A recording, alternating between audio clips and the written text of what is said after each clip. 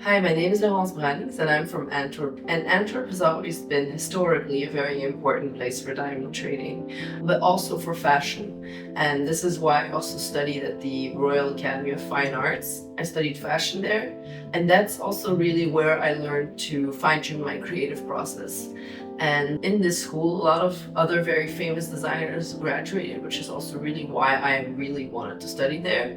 It's really through designing all those years there that I understood how to take an inspiration and really create something with it. Now at the Academy of Fine Arts, I have a fashion background, so it really was more clothing, and then I kind of really loved details and all the detail work, and I had the opportunity to design jewelry and realized how much I really enjoyed designing jewelry. So the way I always start when I start to design, I always think of a concept or an idea or something symbolic or a story that can really help me design the piece. That then allows me to kind of dream off and really create a piece out of it. So I actually started off with designing engagement rings.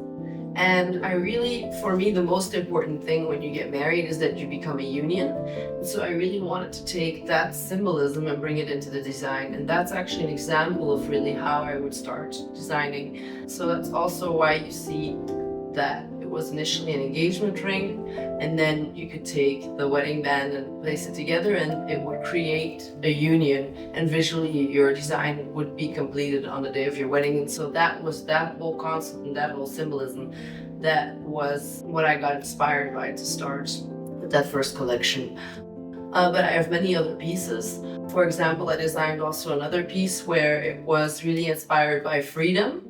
And so you can see in this design that I took the pat brush, the Sunset Sapphire, and I really wanted to kind of have this feeling of like these birds in these Japanese paintings that fly into the sunset, and really create a piece that represented that feeling of freedom, which I really got out of these paintings. And so that's what that piece was about.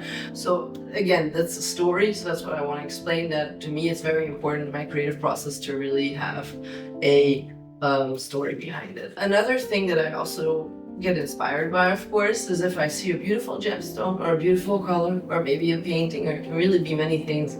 Also very inspired from my many years abroad. So everything kind of comes together into this creative process and really allows me to create a unique piece.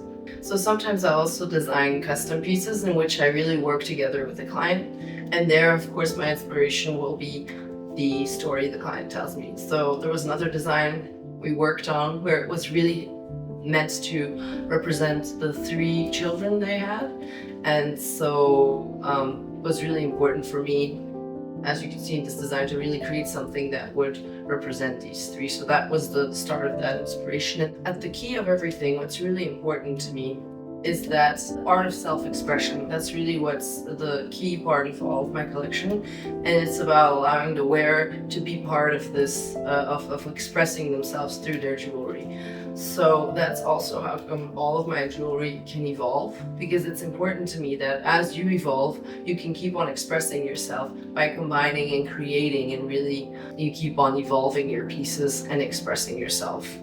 So this interchangeability and the allowing to combine and nest into each other the pieces is also the key of any of my creative processes. This is the key whenever I'm designing something, to always think of that, how it can evolve and how it could change for the wearer.